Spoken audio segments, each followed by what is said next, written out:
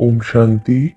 अब जब इस जीवन में स्वयं परमात्मा ने हमें अपना लिया है, हमारा ज्ञान का तीसरा नेत्र खुल गया है और हम ब्रह्मा कुमारी इस परिवार के सदस्य बन गए हैं, तो भला हम अपने लौकिक घर माउंट आबू मधुबन ना जाएं?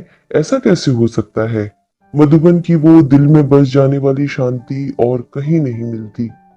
एक बार जो मधुबन आ जाता है तो उसका वापस जाने का दिल ही नहीं करता। लेकिन क्या करें, जीवन में और भी जिम्मेदारियां हैं, तो दिल पर पत्थर रखकर शिव बाबा से फिर जल्दी बुलाने का आग्रह करके हम वापस चले जाते हैं। हो सकता है ज्ञान में आने के बाद भी बहुत से भाई बहन शायद अब तक मधुबन ना आ पाए हों, तो आप सभी के लिए घर बैठे मधुबन को पास से दिखाने का एक छोटा सा प्रयास हमने किया है इस वीडियो के माध्यम से। आज इस वीडियो में हम आपको घुमाएंगे शांतिवन और उसके आसपास की कुछ जगहों पर। तो चलिए अपनी यात्रा की शुरुआत करते हैं पांडव भवन चार धाम यात्रा से। सबसे पहला धाम है बाबा की कुटिया।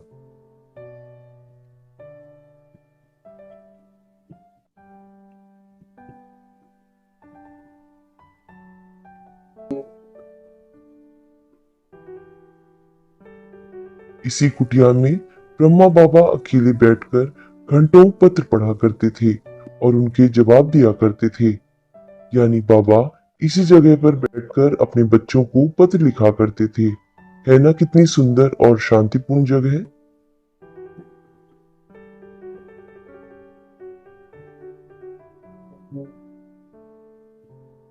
चलिए अब बढ़ते हैं अपने दूसरे धाम की ओर। यह है ब्रह्मा बाबा का कमरा। इसी कमरे में बाबा घंटों बैठकर एकांत में योग किया करते थे। आज भी मधुबन आने वाले ज्यादातर भाई बहन यहाँ बैठकर घंटों योग करते हैं। उन्हें अद्भुत योग की अनुभूति होती है।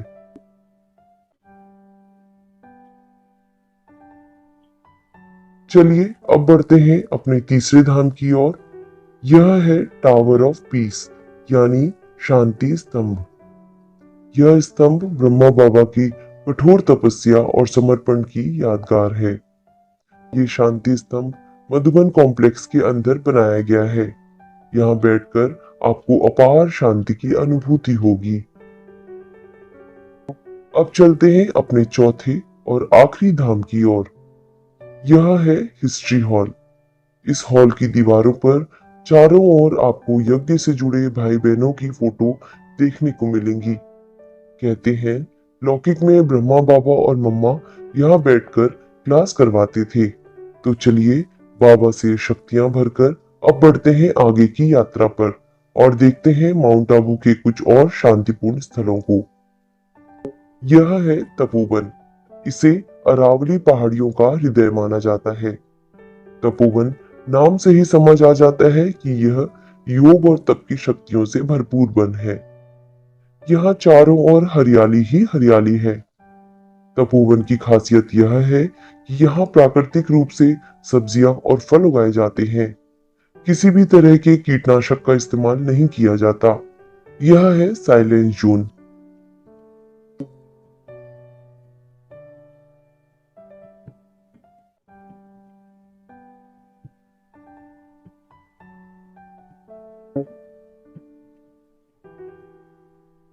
इन झोपड़ियों में निरंतर योग किया जाता है और योग से निकलने वाले वाइब्रेशन इन फलों और सब्जियों को परमात्मा की शक्तियों से भरपूर करती हैं। इन फलों और सब्जियों का स्वाद बाजार में मिलने वाली सब्जियों या फलों से बहुत अलग होता है। केमिकल रहित इन सब्जियों और फलों से ही यहाँ खाना बनाया जाता है। बाहर की सब्जियों का इस्तेमाल नहीं किया जाता। यह है रोज गार्डन, जो दादी गुलजार की स्मृति में बनाया गया है। इस रोज गार्डन में आपको हर वैरायटी के गुलाब देखने को मिलेंगे।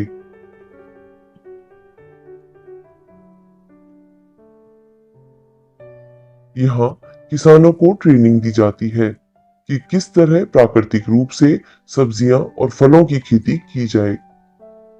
पक्षियों की चहचहाहट, शांति और हरियाली से भरपूर तपोवन आपको प्रकृति के बहुत करीब होने का एहसास करवाता है। प्राकृतिक रूप से आध्यात्मिक ऊर्जा का केंद्र है तपोवन। यह है तपस्या धाम। शांतिवन के परिसर में बना सुंदर तपस्या धाम विशाल पहाड़ों और माउंट आबू की मनोरम सुंदरता के बीच ध्यान करने के लिए इस जगह को बनाया गया है। यहाँ ध्यान में होने वाले अनुभव का कोई मुकाबला नहीं किया जा सकता। अगर आप बीके मुख्यालय माउंट आबू आते हैं तो आपको इस जगह की दिव्यता और शांति का अनुभव करने के लिए एक बार तो यहाँ जरूर आना चाहिए। यह है परम आदरणीय दादी जानकी जी की यादगार में शांतिवन में बना शक्ति स्तंभ। 6 स्तंभों से निर्मित यह शक्ति स्तंभ के पीछे एक बहुत दिलचस्प कहानी है। दरअसल साकार में दादी जानकी हमेशा कहती थीं कि मुझ में 5 शक्तियां समाई हुई हैं और 5 शक्तियां थीं मम्मा, ब्रह्मा बाबा, दीदी, दादी, विश्व किशोर दादा। इन्हीं 5 शक्तियों की यादगार है यह 5 स्तंभ। और छठा स्तंभ है स्वयं दादी जानकी। और छठा स्तंभ है स्वयं दादी जानकी। यहाँ योग करने से आपको अटूट शांति की अनुभूति होगी।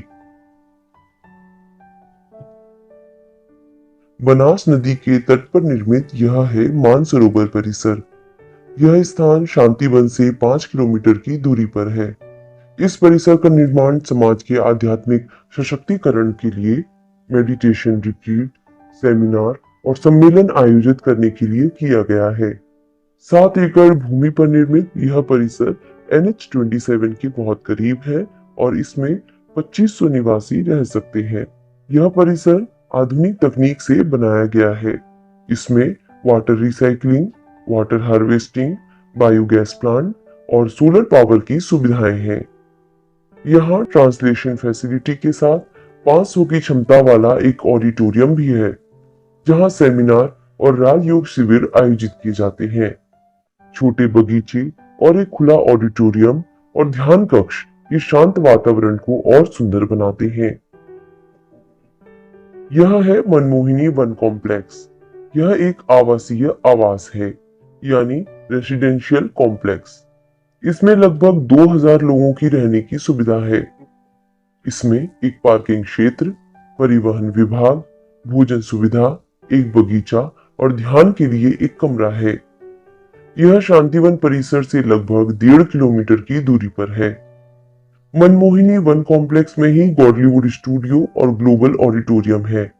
शांतिवन से आने जाने के लिए 24 घंटे यहाँ बस की सुविधा है। साथ ही यहाँ भी सेमिनार और राजयोग शिविर आयोजित किए जाते हैं।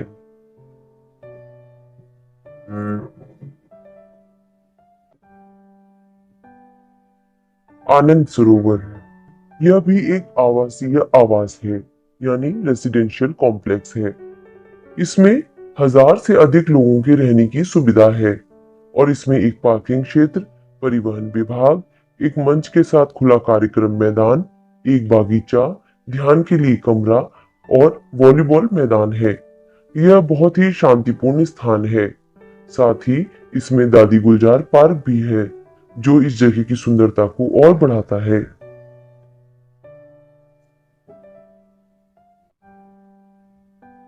चलिए अब बढ़ते हैं गौशाला की ओर। भले ही आज गौरक्षा को लेकर तरह तरह के वाद विवाद हो रहे हैं, लेकिन यदि व्यक्ति भावनाओं के साथ उपयोगिता को भी लेकर प्रयास करे तो गाय मनुष्य के लिए सभी पशुओं में सबसे ज्यादा उपयोगी साबित हो सकती है। गायों के प्रति सम्मान और उपयोगिता को ध्यान में रखते हुए ब्रह्मा कुमारी संस्था ने गौशाला का निर्माण किया है। मानसरोवर के पास बने इस गौशाला में गायों को और उनके बच्चों को पौष्टिक आहार दिया जाता है। साथ ही यहाँ नियमित रूप से साफ सफाई का काम चलता रहता है। जिस तरह हम इंसानों को साफ सफाई में रहना पसंद है, उसी प्रकार हर पशु पक्षी भी साफ सफाई में रहना पसंद करता है। देखिए, यहाँ चारों ओर हरियाली और साफ सफाई देखी जा सकती है।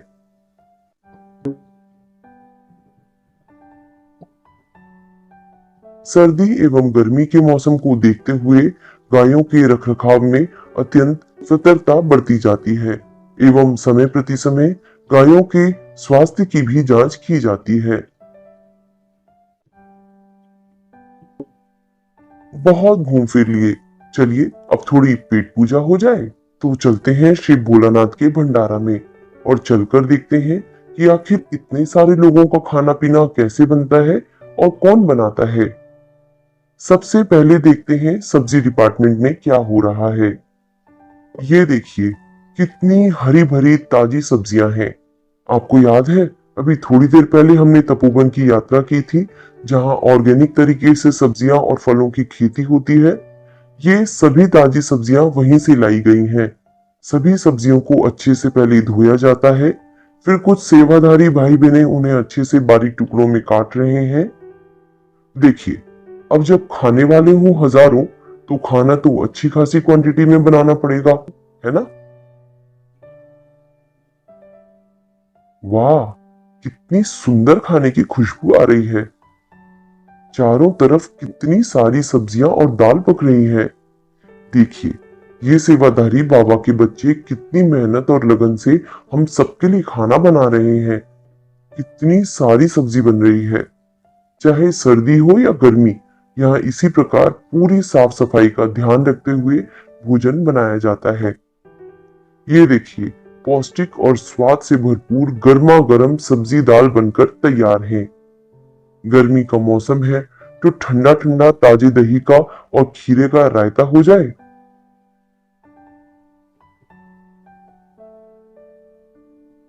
और ये लग रहा है रायते में जायके का तड़का। आखिर यहाँ क्या बन रहा है? ओहो, गर्मा गर्म दाल और चावल बन रहे हैं। वाह, देखकर ही लग रहा है कितना टेस्टी खाना होगा।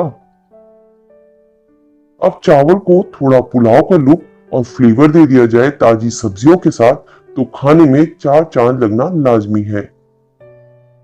अब जब सब्जियां दाल रायता तैयार है, तो खाने के लिए साथ में रोटी या पूरी कुछ तो होनी चाहिए ना। तो चलिए चलते हैं रोटी डिपार्टमेंट में। अगर 5-7 लोगों के लिए रोटी बनानी हो, तो कुछ घंटों में आसानी से बन जाती है। लेकिन जब बात हो हजारों लोगों के पेट भरने की, तो मशीनों की मदद तो लेनी ही पड़ेगी।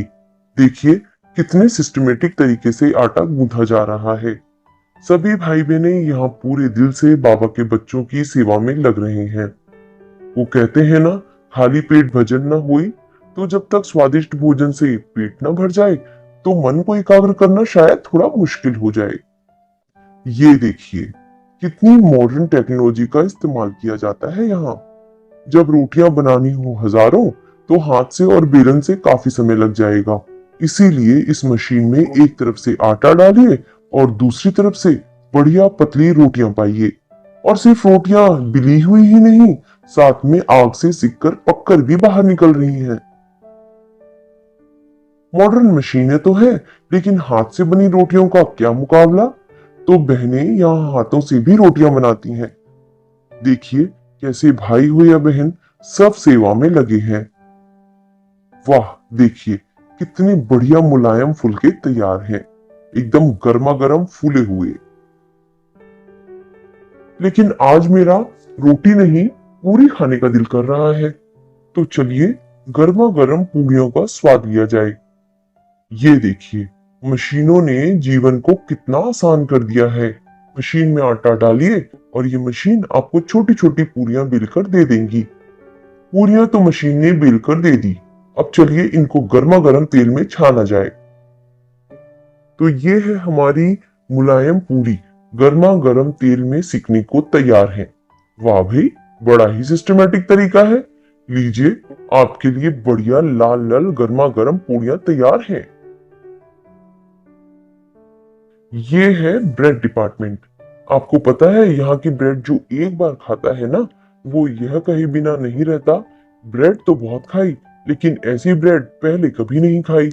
तो चलिए आज देखते हैं कि आखिर खास स्वादिष्ट ब्रेड बनती कैसे है। वाह, क्या बात है। मशीन की मदद से कितनी आसानी से और कितनी जल्दी ब्रेड बन रही है। अब इन कच्चे ब्रेड के डो को इन सांचों में डालकर बेक किया जाएगा। एक साथ इतने सारे सांचों को बेकिंग मशीन में डाला जा रहा है और ये कुछ देर के बाद हमारी ब्रेड तैयार है। अब इन ब्रेडों को पीसेस में काटा जाएगा और तैयार है आपके खाने के लिए मुलायम पौष्टिक ब्रेड। अरे ये क्या है? ओहो, क्या बात है। मेरा फेवरेट डोसा बनाया जा रहा है। वाह, एक साथ इतने सारे डोसे बन रहे हैं। लाजवाब क्रिस्पी डोसा बनकर तैयार है।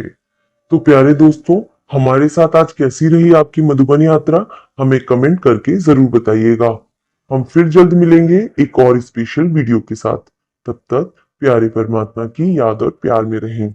ओम शांति।